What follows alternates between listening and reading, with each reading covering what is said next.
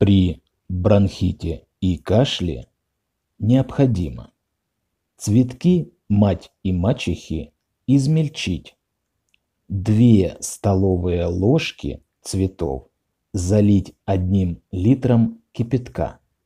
Настоять необходимо в течение ночи, и употреблять данную настойку необходимо при простуде и кашле. С вас подписка на канал и, конечно, лайк. Мне будет приятно.